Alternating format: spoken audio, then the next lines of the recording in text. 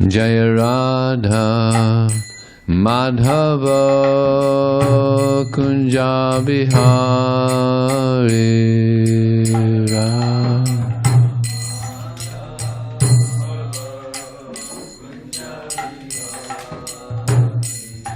Jaya Radha Madhava Kunja Bihari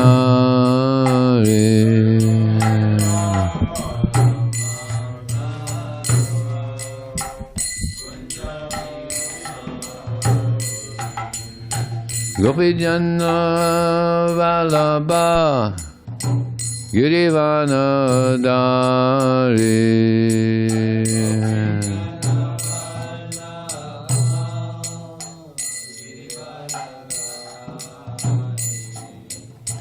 Gopi Jana Vallabha Girivana Dari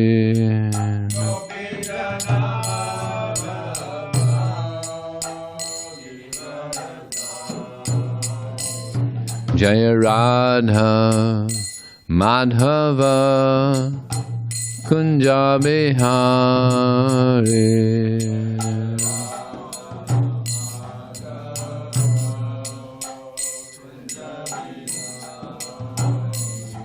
Jaya Radha Madhava Kunja Bihari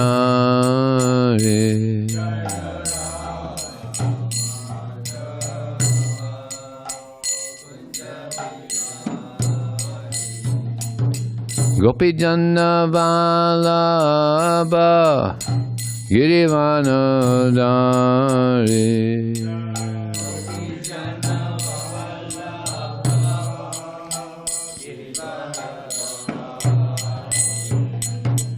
Gopi Jana Vallabha Girivana Dari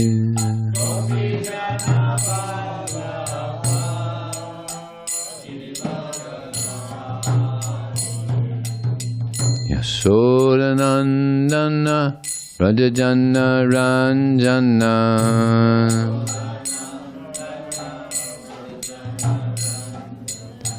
Yasodanandana Rajajana Ranjana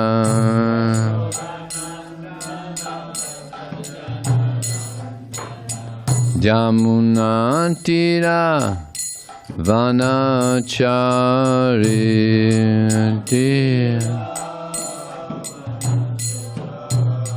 Yamuna Tira Vanachari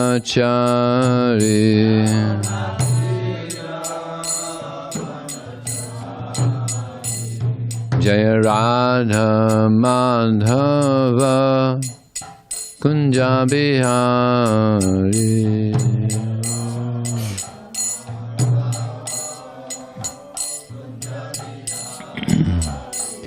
Jaya Radha Madhava Kunja Bihari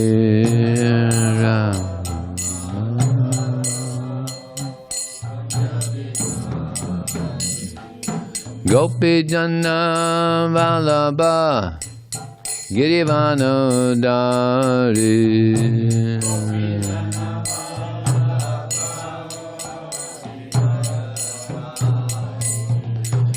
Gopi Jana Vallabha Girivana Dari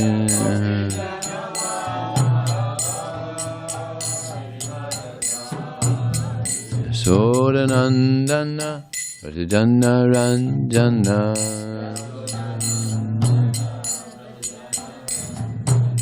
Yasodanandana Rajajana Ranjana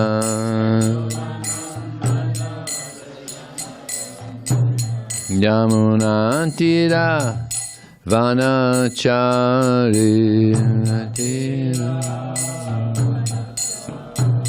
Yamuna Tira Vanachari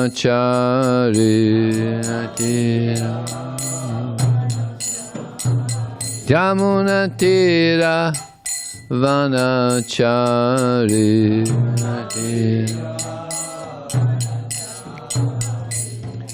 Hare Krishna, Hare Krishna, Krishna Krishna, Hare Hare, Hare Rama, Hare Rama, Rama Rama, Hare Hare, Hare Krishna.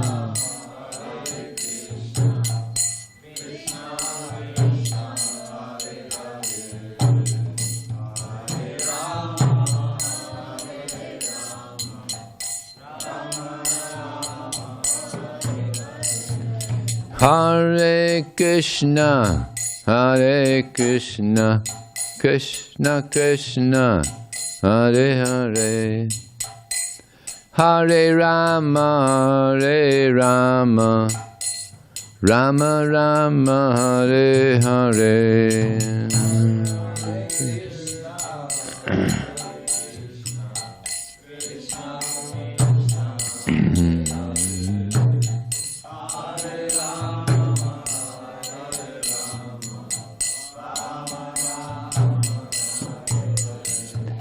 Hare Krishna, Hare Krishna, Krishna Krishna, Hare Hare, Hare Rama, Hare Rama, Rama Rama, Hare Hare.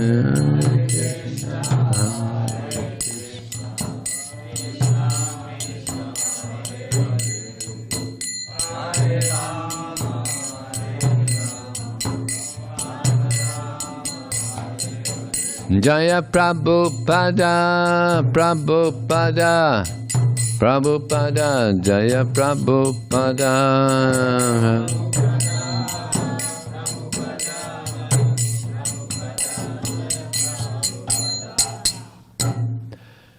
Jaya Om Vishnupad Paramahansa Prabhujakacharya Asatya Sadashri Shrimad His Divine Grace for the A.C. Bhakti Swami Srila Prabhupada Ki Ananda Gauda Vaishnavani Ki Jai, Namacharya Srila Haridas Thakur Ki Jai, ISKCON Founder Charya Srila Prabhupada Ki Jai. Prem Zikaho Sri Krishna Chaitanya Prabhu Nityananda Shri Advaita Gadadhar Sivasati Gaur Bhaktivinoda Ki Jai.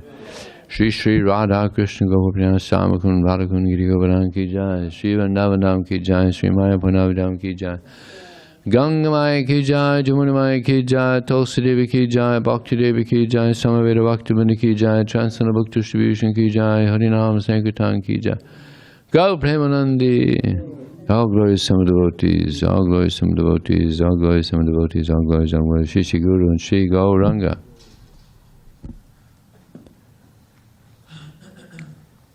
Srila Namacharya Haridas Thakur Ki Jai. So, Om Namo Bhagavate Vasudevaya. Om Namo Bhagavate Vasudevaya. Om Namo Bhagavate Vasudevaya. So this morning we'll read from the Srimad Bhagavatam, Canto 6, Chapter 18, Diti vows to kill King Indra, text number 46.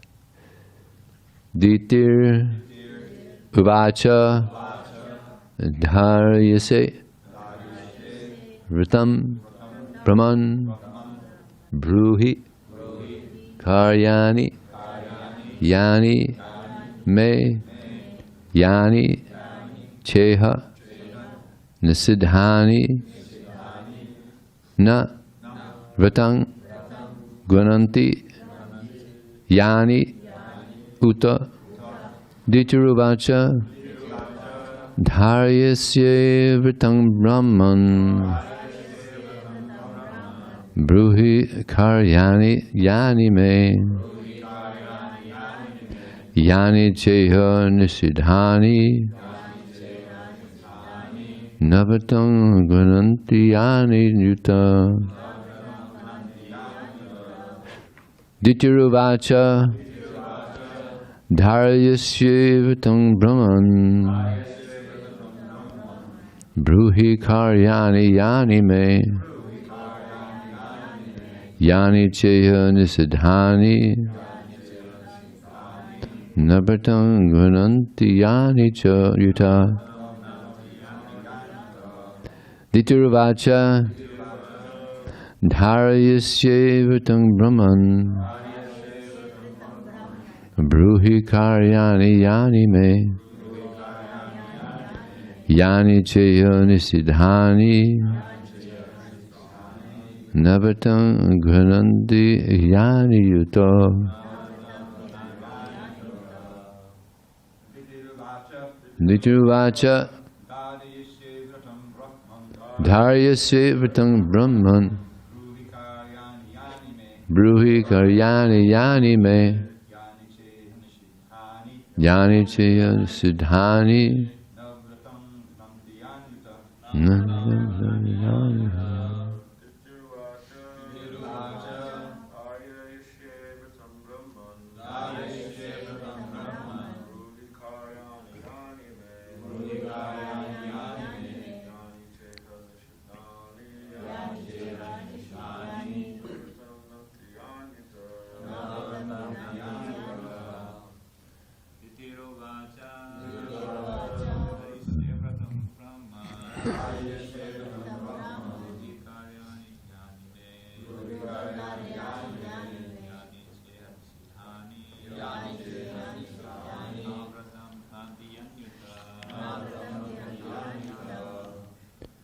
Any ladies like to chant?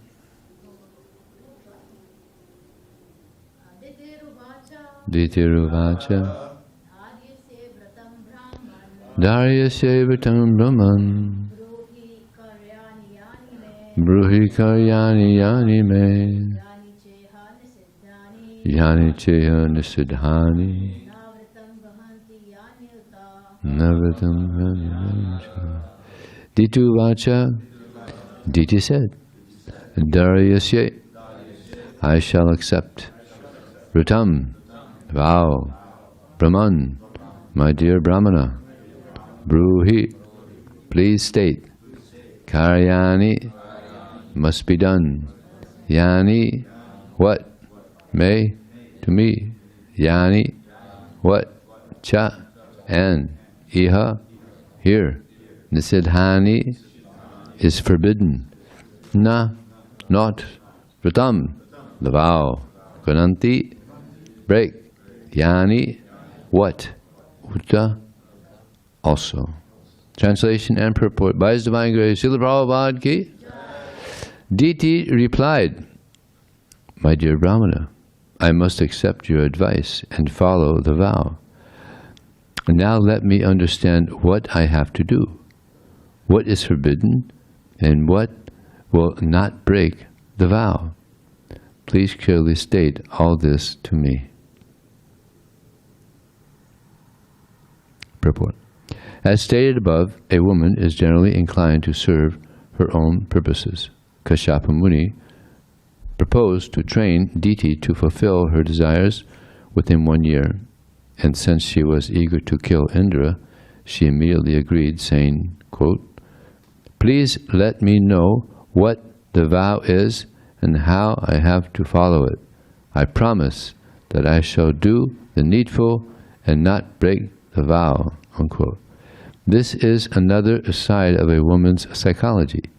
Even though a woman is very fond of fulfilling her own plans, when someone instructs her, especially her husband, she innocently follows, and thus she can be trained for better purposes. By nature, a woman wants to be a follower of a man, and therefore, if the man is good, the woman can be trained for a good purpose. Om Jnanatamandasya Gnanjana Salakaya Chakshuramitam Jena Tasmai Sri Gurave Namah Ukam Kutravachalang Pangum Langhaite Gurim Yakripatadaham Bande Shigurum Dinataranam Vancha Kapati Vishakripa Sinudeva Chapaditanam Bhavanevyo Vaishnavevyo Namo Namaha Jai Shri Krishna Chaitanya Prabhu Nityananda Shri Advaita Gadadhar Srivasadi Gaur Bhaktivinoda Hare Krishna, Krishna Krishna, Hare Hare Hare Ram, Ram Ram, Hare Hare. So here, Diti is ready to follow the instructions of her husband to fulfill her desire to kill Indra, King Indra. So this is a demoniac desire, and she's gonna try to fulfill these rules and regulations to fulfill her desire. Now there's also people that take pious vows, just like we have Kartik coming up, and devotees take vows during Kartik. You'll see one man coming here with his boy. Every day during Kartik, he'll be here. That's his vow, to come to the temple every morning during Kartik. It's nice. There's a period at the last 5 days of Kartik are especially meant for most austerity, vow. Last 5 days, no food, no water. There was a devotee in Miami, Haris Chandra Prabhu, who did that. 5 days, not a drop of water. On the last day, also they don't sleep, hear and chant the last day. So he was at Tulsi Puja, and it was just too much. He collapsed, but then he got up again. So he was staunch. So vows are good. We take vows ourselves. We take these 4 regular principles. No gambling. So Prabhupada mentions that gambling destroys honesty. Yeah. It's rare to find a truly honest person. It's like Yudhisthira. He was truly honest, never told a lie in his life. Very honest.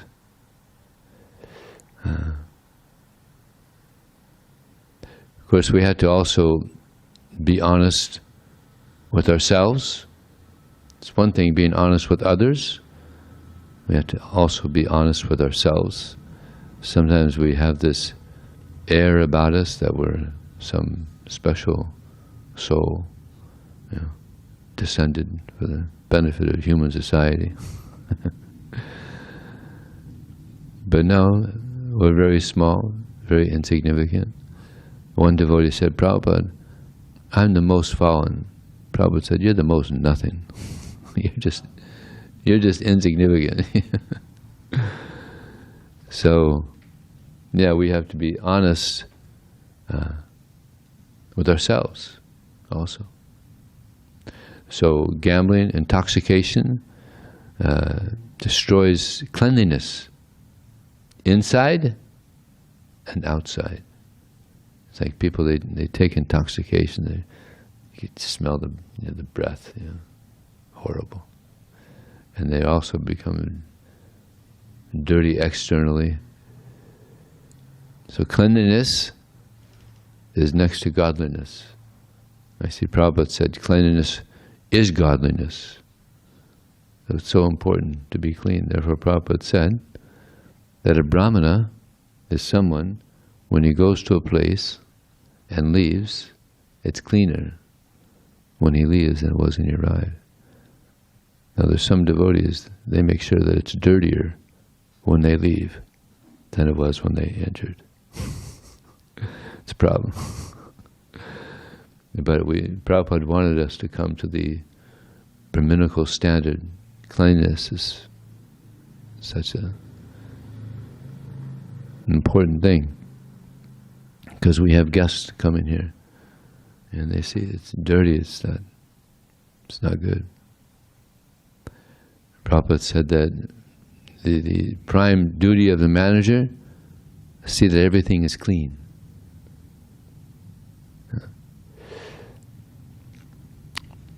So gambling, intoxication, meat eating destroys mercy. Yeah, one loses mercy. So many animals are being killed. Millions every year, millions and millions. And Prabhupada said this is why there's war, especially killing the cow. This is why there's war. There's always some war happening. There was one devotee distributing books in one area in Europe. You know, they had that war, I think, Kosovo and Serbia and Kosovo, Bosnia. And he went to this place, and there was a lot of there were slaughterhouses there, and he told the people that, you know why this war is because you're killing too much, you're killing all these animals.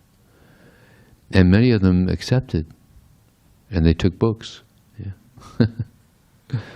You're killing all these animals, and therefore people are being killed. It's karma. So you get a reaction for killing. We kill, we get killed. So gambling, intoxication, meat eating, illicit sex destroys austerity.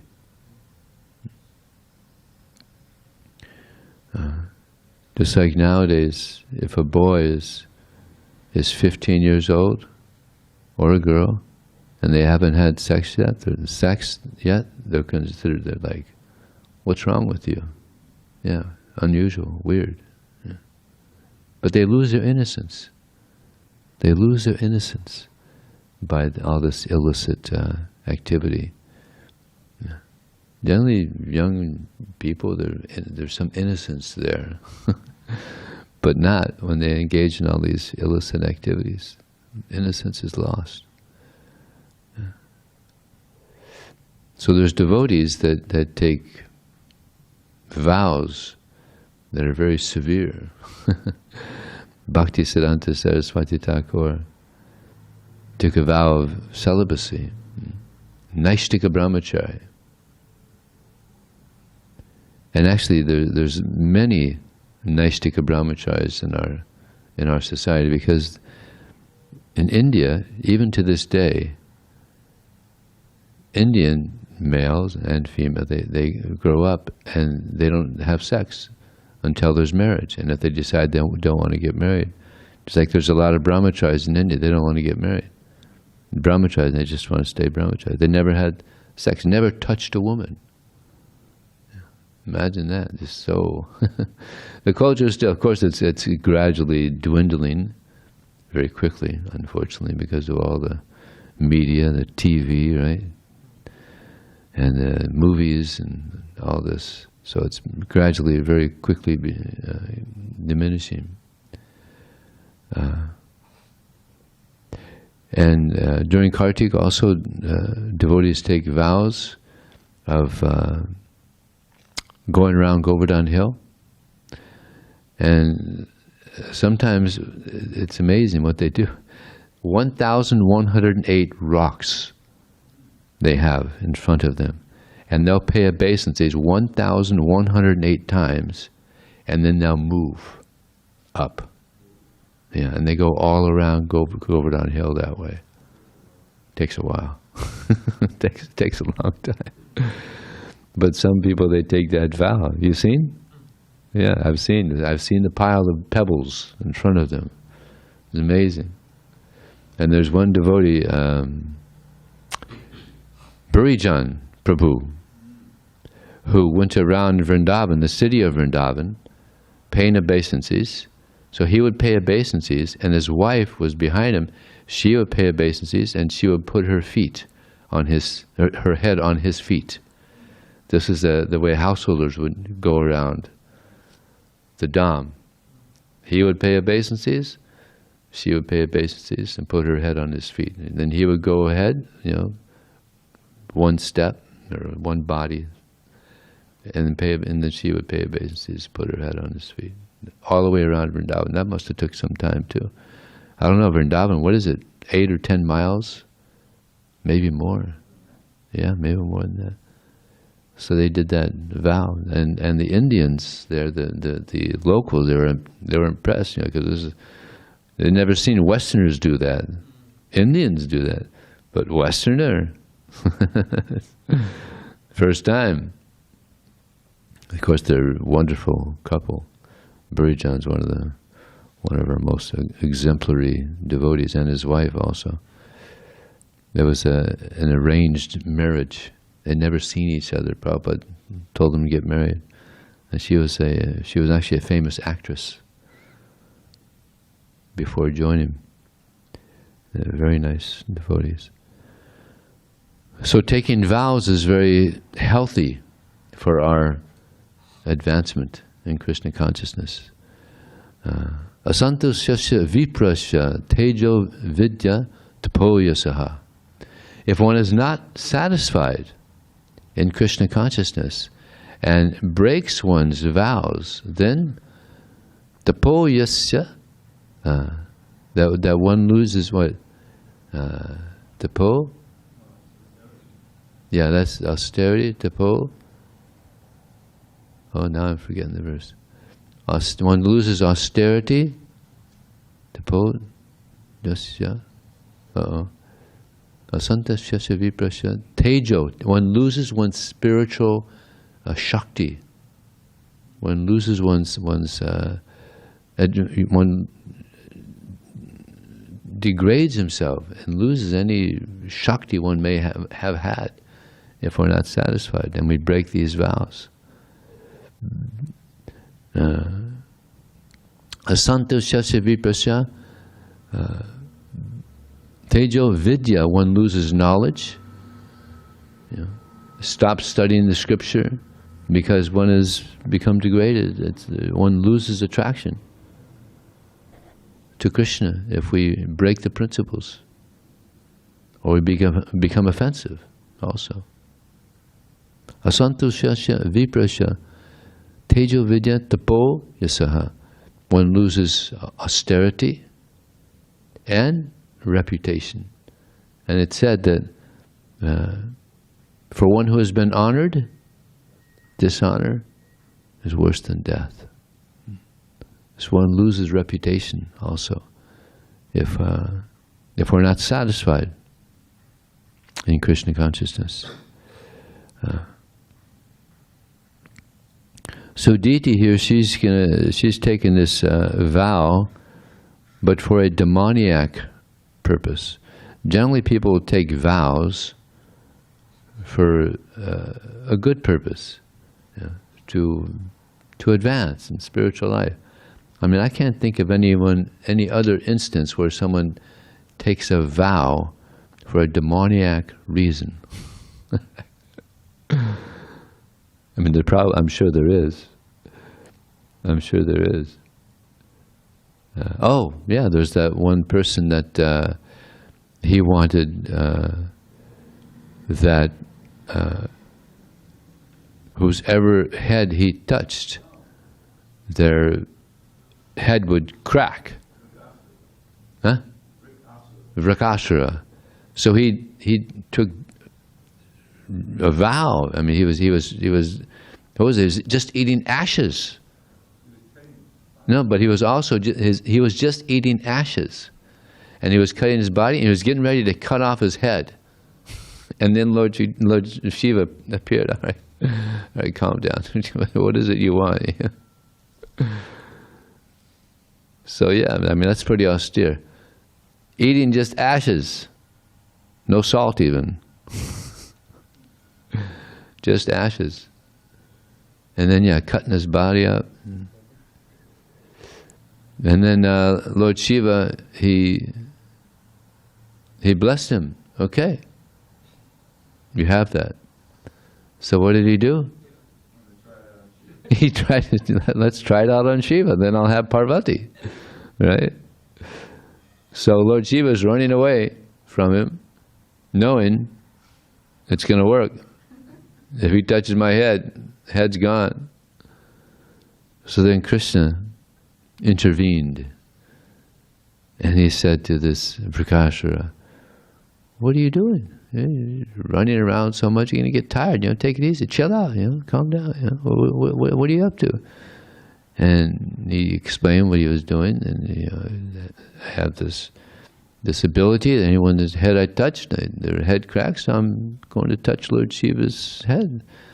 And Krishna said, Lord Shiva, I don't know, he's got this, he's in charge of the mode of ignorance, so I don't know if you trust this person here. I don't know, you could be cheated here. Better test it before you go on this journey, running so much, getting tired. Yeah, touch your head. So he did. Cracked. So I'm sure there's many more demoniac vows that people take. Bhaktisiddhanta Saraswati Thakur, he took a vow of chanting 1 billion names of Krishna. How many years did it take? 10 years or something? Yeah. So devotees take vows. It's like also Kartik, it's coming up. Some people, they take a vow, chant 64 rounds a day. One time during Gaur Purnima, I chanted 108 rounds. Took all day from 3 o'clock in the morning till evening. It took a long time, but it was nice. So, yeah, vows are very good. Take these pious, devotional vows, and Krishna is pleased. Okay, is there any question or comment that anyone may have?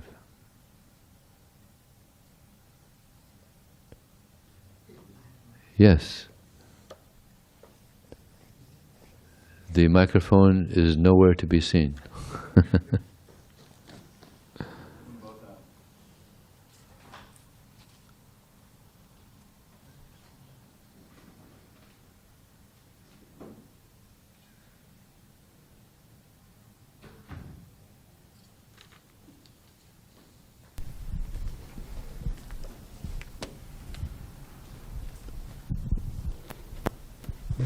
Hare Krishna. Prabhuji, one issue I have is I take vows, but I don't follow it, and it becomes so disheartening. You see?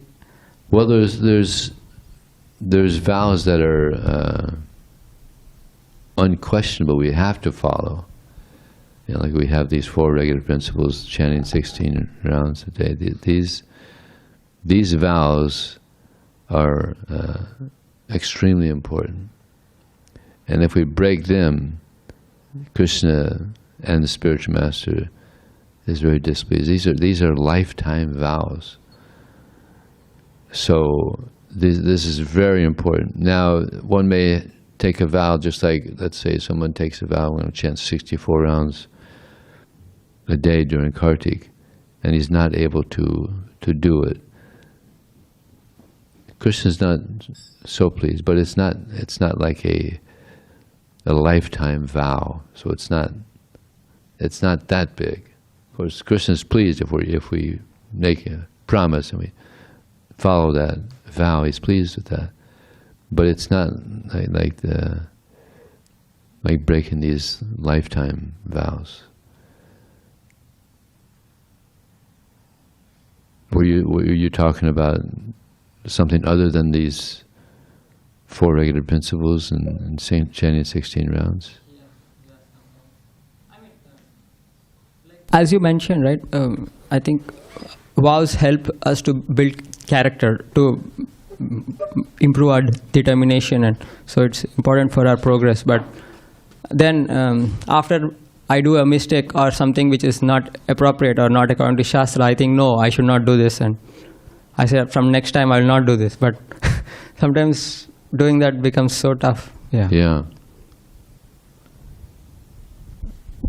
So when we do take a vow, it should be reasonable, not too heavy. Otherwise, it may not be able to follow it. I can remember when that pastime of Bhaktisiddhanta Saraswati Thakur, who took a mango when he was about 5 years old, 4 or 5 years old. It was boga, and his father lightly reprimanded him. Oh, my dear son, that was boga. It wasn't offered to Krishna. He took a lifetime vow never to eat mango again. I mean, that's amazing. Just a child, just a kid. And that's the king of fruits, in India, mangoes. Oh my God. Much better than the mangoes here, isn't it? So good in India. I remember one friend of mine in Miami, we had taken chapatis and we found out they were boga. So we both took a vow, no more chapatis for the rest of our life. We were young bhaktas, Well, one devotee, I forgot his name, Brahmana said, don't think you're like Bhakti Siddhanta Saraswati Thakur, Don't do like that. You're not going to be able to keep that vow. So then we took that vow back. All right, we're not going to do it. So sometimes it becomes a little ridiculous, trying to imitate great personalities.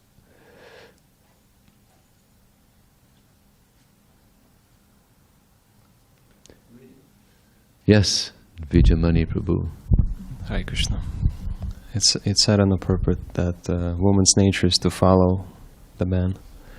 But in this age we see that we're losing in touch with Vedic civilization, and women become business oriented and things like that. So what do you think is the reason for that, and what should we see in the future, how it will be going on? If you could the last sentence, by nature one wants to be a follower of a man. Yeah, well, Kali Yuga is it's advancing very quickly. So, yeah, pretty much everybody just wants to be independent. Men, women. It's a difficult age. One devotee, spiritual master, he has many disciples, and it's a very difficult job because they'll start out very devotional, and then gradually he saw so much that they would have difficulty, and then he has to be a father to them. And he even said at one point, he said, anybody that wants to be a spiritual master must be nuts. Because it's, just like you might be a father and have children, and the children are growing up, and eventually, quite often, especially in the West, we rebel. Did anybody here not rebel to your father? I rebelled. Oh man, I was terrible. So it's Kali Yuga. Just by becoming a Hare Krishna, we rebelled. Because they had, some of them had plans. They're raising their children. I'd like in LA, there's one devotee. He has a son, and he was thinking, I want my son to be a pujari. Yeah, good luck. He practically was not even a devotee now. So this is the nature. We rebel. The wife rebels with the husband. Husband rebels with the wife. There's so much divorce. It's not a nice age to be in, except for one reason. Kaler doshnad he rajan asti heka mahadgana kirtana deva krishna samukta sangha param bhajat. That although this age is filled with many faults in this age,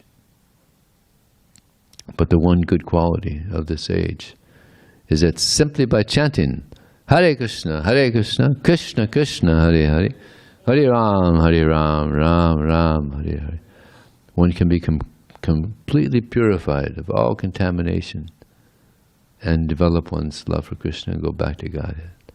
Iti sadasakam nama kalikam asanatam nata protopare sarvavedesha drishyate. That in this age of Kali, if one wants to be free of the contamination of this age and counteract all the sins of this age, there is no alternative than to chant Hare Krishna, Krishna Krishna, Hare Hare, Hare Ram, Ram Ram, Hare Hare. So this is the way to counteract all the contamination of this age. Prabhupada said that the girl is good, the boy is good. The girl and boy together, not good. So, therefore Prabhupada always encouraged the brahmacharis, stay brahmachari if you can. He said, extra luggage. You get married, extra luggage. I mean, literally, it's just like I do a lot of traveling, and sometimes I'll see families, 5 kids, husband and wife. I'm thinking, wow, that's a lot of extra luggage. So, not easy in the age of Kali. Yes. Thank you. We can hear a woman's view maybe on this. Okay, yeah. So, at times, either in families or with friends, let's say one person has some spiritual ideas, they are aware, but the others are not. So, and straight away to take them like to a very higher plane like spirituality doesn't seem feasible. So something like a milestone in between, step by step. So at least first you give them some basic knowledge like about wellness or things like those, to take care of yourself, yoga, this and that. And then to something little better, some like Vedic principles, this and that, some rituals. And then finally, okay. So like even if when we follow this, apparently it may seem as if like what is going on means they are not spiritual, you are not getting indulged in those activities, that this is like some for 3 years, 4 years, whatever. So this transition, is that okay, or is that a waste of time? Should it be done or should it not be? Or straight away we start giving them some sort of spiritual knowledge which may or may not be they are in a position to absorb. Thank you. There was one instance where Prabhupada's sister, Pisima, she had a husband that was so degraded. He was an alcoholic and just really degraded. But she was just devoted to him and was just a good example of a devotee.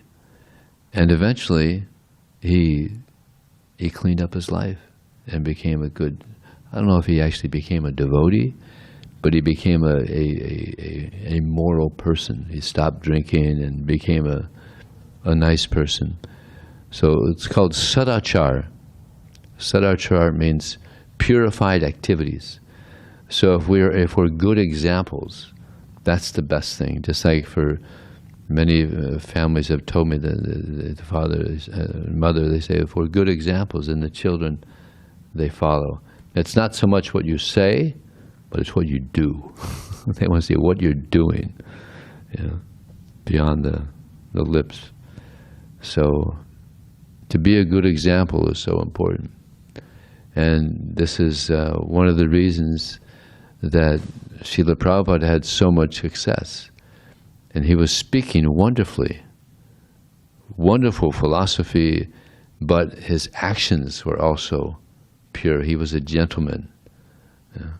He was a pure gentleman, and people could see that. And because he was so Krishna conscious, whatever he would do, they could sense this person's no normal person. Just like in 26 Second Avenue, they would see Prabhupada peeling an apple and giving apple slice to everyone, or just drinking water. Everything Prabhupada would do would just be like, wow, that wasn't normal. Because whatever he's doing it for Krishna. So, yeah, example is better than precept. So therefore, we're trying to absorb Krishna consciousness to be good examples. Follow our vows, and of course, the most important vow is to always remember Krishna and never forget him. That's the biggest challenge, because the mind wants to think of so many things. So we're on this nice path, opportunity. It's a good opportunity to reach this goal. And when we do, when we actually are completely Krishna conscious, how satisfied we will be. Asantusyasya viprasya. If someone is not satisfied, then so much negativity comes in their life.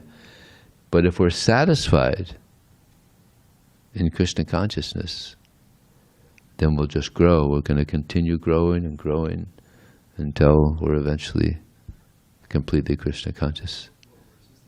Asantusyasya viprasya. I'll have to tell you. It's Narada Muni. He's got it right here. Asantusyasya viprasya. Yeah, that's another one. Read the other one too.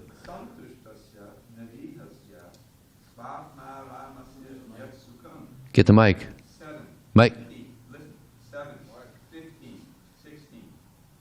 7th canto, 15th chapter, 16th verse. Santushtasya narihasya svamaramasya yatsukam. Microphone. Oh, yeah.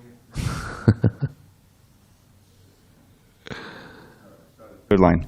Kutastat kamalobhena davato tehiya dishaha. Now, I don't know who's speaking here, but one who is content and satisfied, and who links his activities with the Supreme Lord, residing in everyone's heart, enjoys transcendental happiness without endeavoring for his livelihood.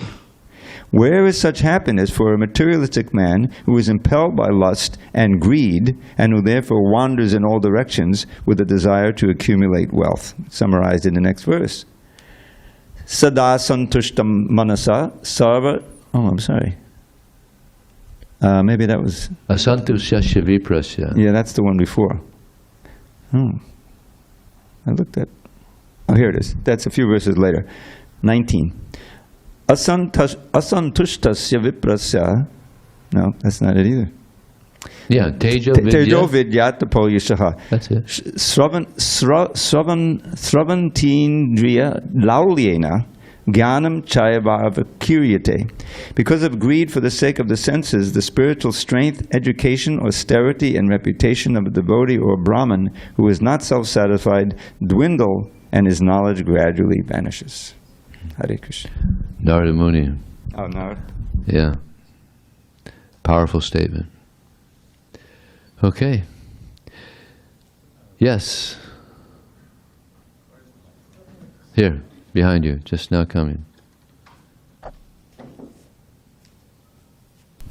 I'm wondering about. I know in the first canto, when it comes up, Prabhupada puts in the purport that what we call the four regulative principles, that violating these diminishes the four limbs of religion, or destroys. But in that purport, he doesn't list which vice corresponds with which limb of religion, but somewhere, whether either somewhere else in Prabhupada's books or in talks, I memorized it as gambling destroys honesty, meat eating destroys mercy, but I memorized it as illicit sex destroys cleanliness. Purity, like loses innocence. You lose innocence, you lose purity. And that intoxication, you lose austerity. But I'm not, and then Rajendra Nandapu had a different breakdown, and you had a different breakdown. So I've come across 3 different breakdowns, and Rajendra Nandapu had a source for why he had a different list for which corresponds with which. But does Srila Prabhupada write somewhere specifically which corresponds with which? Yes, very clearly. That's why I said that. It's very clear. Where? In the other places, I'll have to find it for you. In the other places that you're mentioning, it's not real clear, but this is very clear that I think in the Disciples Course it also says illicit sex is purity, but I don't know if they cite it. But you definitely have a cite for this. Oh yeah, no question. Okay, could you show? Very clear. He says Excuse me? illicit sex is austerity. I mean, definitely Prabhupada, when he talks about austerity in multiple places, he says the first austerity is celibacy, definitely that. But I just haven't found a spot where he breaks down these four with those No, four and says with- illicit sex is austerity. But you're saying? With mentioning these four, yeah. Okay. Illicit sex destroys austerity. Okay, so you know a yeah. source. And then, I mean, you think about it, intoxication, I mean, it's a very dirty thing. You know. You become dirty inside and outside. It's just. But like with tea, with coffee, it's not really, it doesn't seem like a cleanliness thing but so I much. mean, It's more of an austerity generally, when thing. we I say would think. intoxication, you know, like the heavier stuff. You know. Well, yeah. If I you, can but you have find a it source, for you. yeah. Okay. Yeah. Dridapura, you're also aware of the source? Yeah, I'm not sure exactly where, but I've seen. Oh yeah. So you're It's familiar with very this clear. breakdown? So you're familiar with this breakdown more? Yeah, but I've Yeah. also seen the other one. Yeah, I've seen this one also that you mentioned. So probably about 3 places. I see. Prabhupada mentions it, but this is just clear as day, the one I mentioned to you. Thank you. Yeah, okay. You mentioned they're called imitating personalities. I just want what's the difference of Say it again? they're called imitating personalities? Yeah. Personality. Yeah. What's the difference of imitating them and following in their footsteps? Uh-huh. Well, imitating is like that. He's a great soul, Bhaktisiddhanta Saraswati Thakur. You know, he took this vow of, you know, not eating mangoes for the rest of his life. I mean, that's like an incredible vow. So, you know, just some new boy comes up and is doesn't take some chapatis at a bogan. Well, I'm never going to take chapatis again. That's a very clear imitation. To follow in the footsteps is he's seriously practicing Krishna consciousness. You know, so try to, as much as possible, also try to be Krishna conscious. Follow this process of Krishna consciousness, following in the footsteps. Yeah.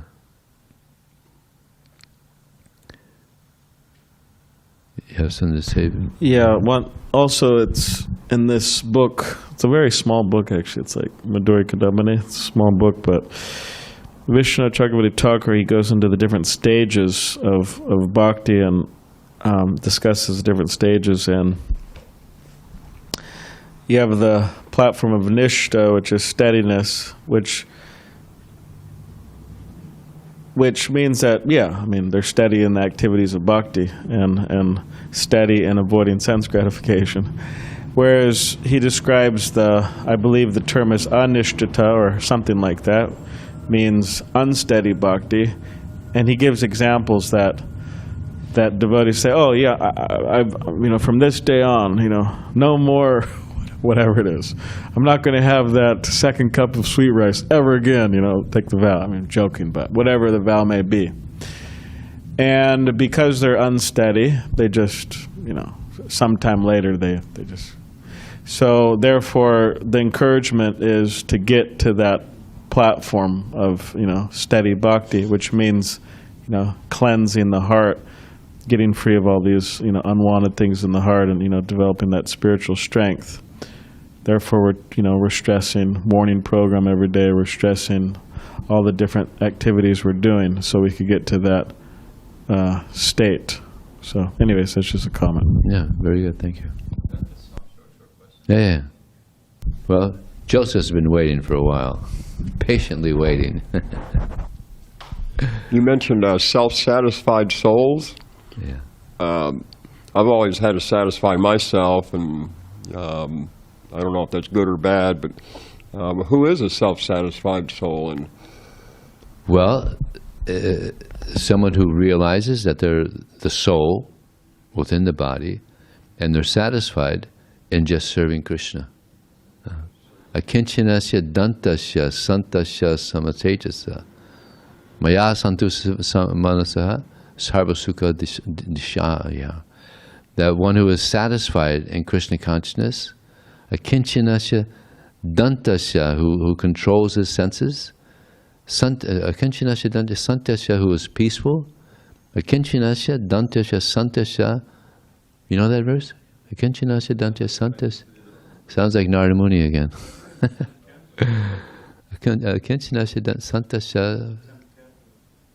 Anyway, yeah, if one realizes that they're the soul within, and not the body, and understands Krishna's God, then they just want to serve Krishna, and they're satisfied in that service. Just like so many examples of Rupa Goswami, Sanatana Goswami, these were ministers in a government, and they gave it all up just to serve Krishna. And they went to Vrindavan, living under a different tree every night, gave up all their wealth. They were millionaires. They gave up everything, but they were satisfied just serving Krishna. Yeah. So this is the result. This is how powerful Krishna consciousness is.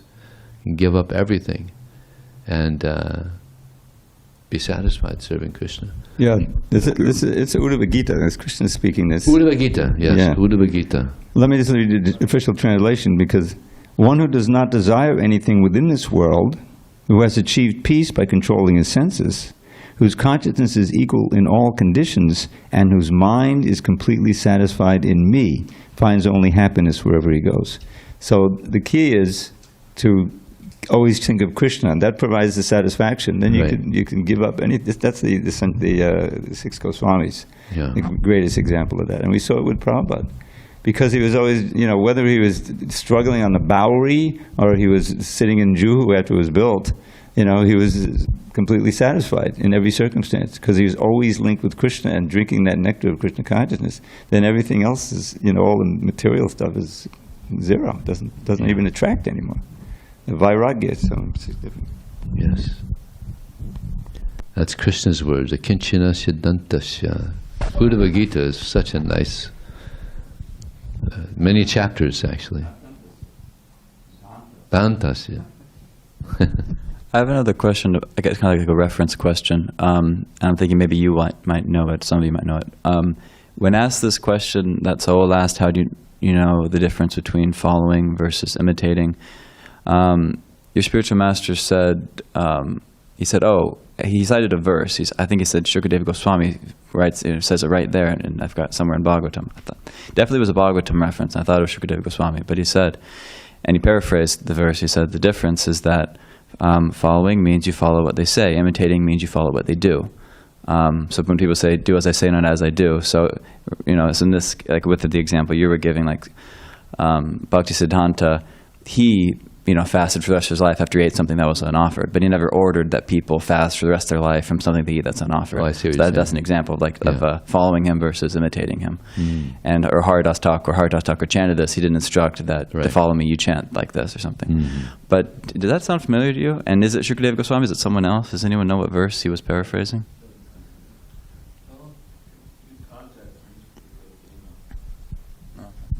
Yeah. Had you heard that before? I've heard it before. Oh. Yeah, but I can't remember. Email. Yeah. You have his email? I don't.